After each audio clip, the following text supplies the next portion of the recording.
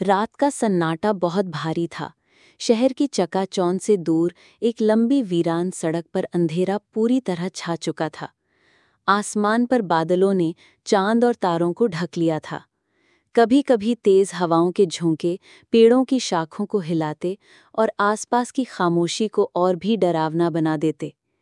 इसी रात के 2 बजे एक जवान और बेहद खूबसूरत लेडी डॉक्टर, जिसका नाम डॉक्टर समीना था, अपनी नाइट ड्यूटी खत्म करके हॉस्पिटल से घर लौट रही थी। उसने सफ़ेद कोट उतारकर बैग में रख दिया था और नीली जीन्स व लंबा कुर्ता पहना हुआ था।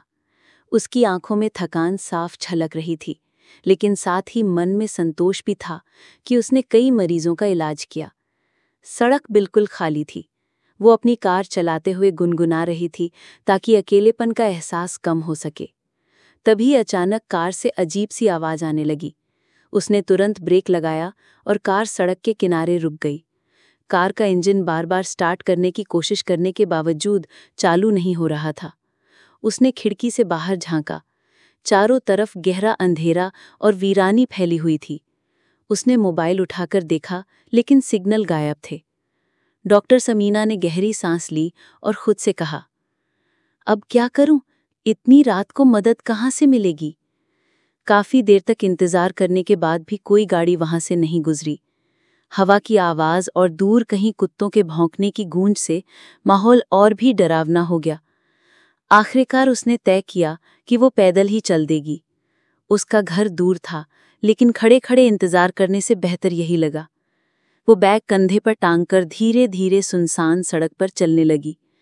उसके कदमों की आहट खुद उसके कानों में गूंज रही थी।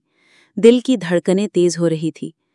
तभी अचानक उसे दूर से हेडलाइट की तेज रोशनी दिखाई दी। एक गाड़ी उसी सड़क पर उसकी तरफ आ रही थी। डॉक्टर समीना के चेहरे पर थोड़ी उम्मीद जगी। उसने राहत की सांस ली और सड़क के बीच में खड़े होकर हाथ हिलाने लगी कि शायद कोई मदद मिल जाए। गाड़ी धीरे धीरे पास आई और उसके सामने जोर से ब्रेक लगाकर रुक गई। ये एक पुलिस जीप थी। डॉक्टर समीना तुरंत खुश हो गई और खुद से कहा, शुक्र है, पुलिस आ गई, अब मैं सुरक्षित हूं। लेकिन जैसे ही गाड़ी का दरवाज़ा खुला, उसमें से एक मोटा, काला और खौफनाक चेहरे वाला पुलिस वाला उतरा। उसकी आंखें लाल और चेहरा डरावना लग रहा था। उसने डॉक्टर समीना को ऊपर से नीचे तक घूरा और फिर आहिस्ता आहिस्ता उसकी तरफ बढ़ने लगा। डॉक्टर समीना का दिल तेजी से धड़कने लगा। उसने धीरे धीरे पीछे हटना शुरू किया। पुलिस वाला अब उसके बहुत करीब पहुंच चुका था। उसके चेहरे पर अजीब सी मुस्कान थी। समीना डर के मारे अचानक पलटी और सड़क पर दूसरी तरफ दौड़ पड़ी। उस पुलिस वाले ने जोर से खौफनाक आवाजें निकालकर उसका पीछा करना शुरू कर दिया।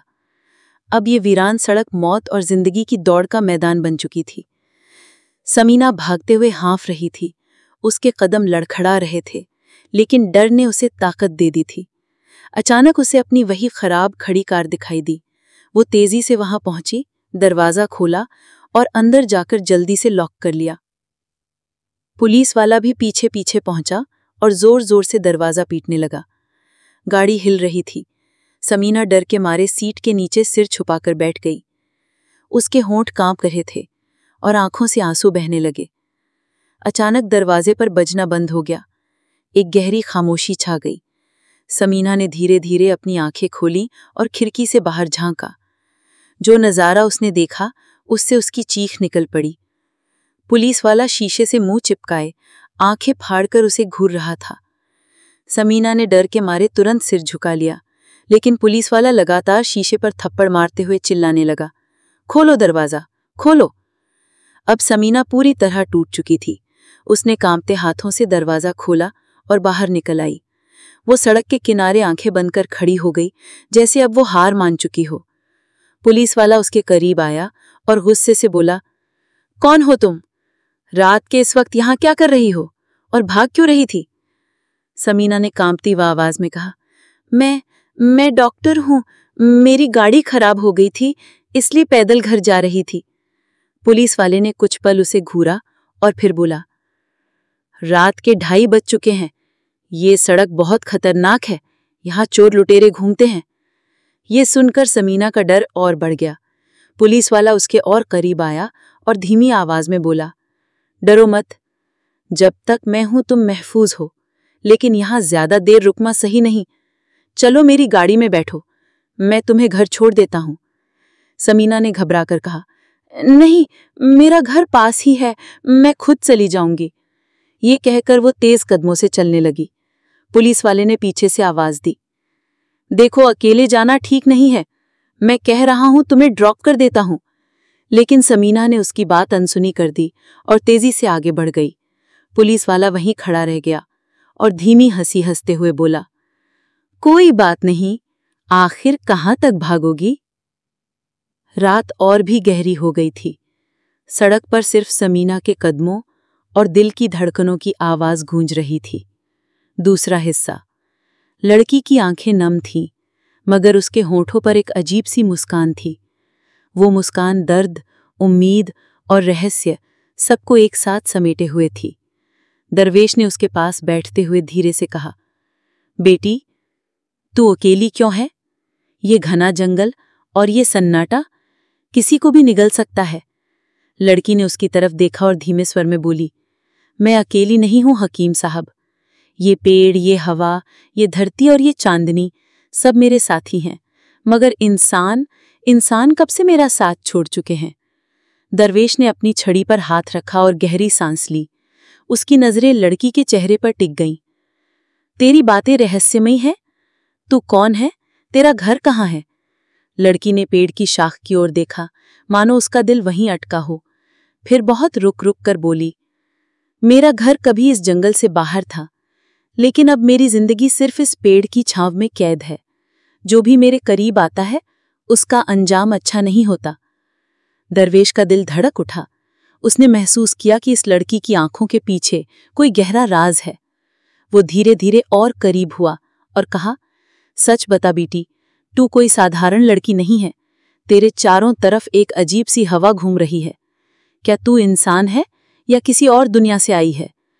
लड़की का चेहरा पल भर के लिए बदल गया।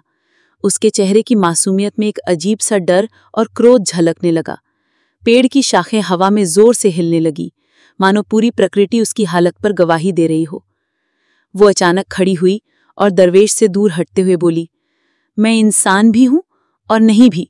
मेरी कहानी सुनने का सब्र है तो बैठ, वरना इसी वक्त चला जा। दरवेश ने गहरी सांस ली, अपना दिल मजबूत किया और कहा, मैं सच जानने आया हूं और अल्लाह की कसम, अब बिना सुने लौटकर नहीं जाऊंगा। लड़की धीरे धीरे बैठ गई। उसकी आंखों में आंसू तैर रहे थे। उसने कहना शुरू किया, कभी मैं भी तेरे जैसी दुनिया में रहती थी। मेरा नाम नाजिमा था। लोग कहते थे मैं उस गांव की सबसे खूबसूरत लड़की हूं, लेकिन मेरी खूबसूरती मेरी दुश्मन बन गई। एक अमीर खानदान के बेटे ने मुझे पाने की जिद की। जब मैंने इनकार किया, उसने मेरे ऊपर इल्जाम लगाया कि मैं जिनों से दोस्ती रखती हूं। लोग डर गए और मुझे इस जंगल में धकेल दिया। उस रात मुझे इस पेड़ से बांध दिया गया था। मैंने रो रो कर रहम की भीख मांगी, लेकिन किसी ने मेरी बात नहीं सुनी। तभी इस जंगल की पुरानी आत्माएं जाग उठी। उन्होंने मेरी चीखों को सुना और मुझसे एक सौदा किया। दरवेश ने हैरत से पूछा, कैसा सौदा? लड़की की आंखों से आंसू बहने लगे। उन्होंने कहा कि अगर मैं उनसे दोस्ती कर लूं तो कभी अकेली नहीं रहूंगी। मैं डर गई, मजबूर थी। मैंने हाँ कह दी, मगर उस हाँ ने मुझे इंसानों की दुनिया से हमेशा के लिए जुदा कर दिया। अब मैं इंसान भी हूं और उन आत्माओं की हमराज भी। जो भी इंसान मेरे करीब आता है उसका अंत बहुत दर्दनाक होता है। जंगल में अचानक ठंडी हवा चलने लगी। दरवेश के रोंगटे खड़े हो गए, लेकिन उसने हिम्मत बटोर कर कहा, बेटी, तेरी हालत पर रहम आता है, लेकिन याद रख, अल्लाह की रहमत सबसे बड़ी है। अगर तू चाहे तो इस अंधे सौदे से छुटकारा पा सकती है। लड़की ने हल्की सी हंसी हंस दी, मगर उस हंसी में दर्द भरा था। दरवेश, बहुत से लोग मुझे बचाने आए थे, मगर कोई लौटकर नहीं जा सका। क्या तू भी उन्हीं में से एक होगा? दरवेश ने अपनी आंखें बंद की और जमीन पर हाथ रखकर अल्लाह का नाम लिया। अगर मेरी मौत भी तेरी मुक्ति का जरिया बन जाए तो मुझे मंजूर है। लड़की चौंक गई। उसके चेहरे पर पहली बार इंसानी भावनाओं की एक झलक आई, डर, मोहब्बत और उम्मीद। अचानक जंगल में से अजीब अजीब आवाजें आने लगी, जैसे कोई छाया पेड़ के पीछे हिल रही हो। हवाएं और तेज होने लगी। दरवेश समझ गया उन आत्माओं को ये बातचीत पसंद नहीं आ रही। वो लड़की की तरफ बढ़ा और बोला, नाजिमा, अगर तू चाहती है कि तेरी रूह इस कैद से आज़ाद हो जाए तो मेरे साथ मिलकर अल्लाह का नाम ले। लड़की कांप गई। उसकी आंखें दरवेश पर टिकी रहीं, मगर उसके होठों से कोई शब्द न निकला। जंगल का माहौल और भी खतरनाक हो रहा था।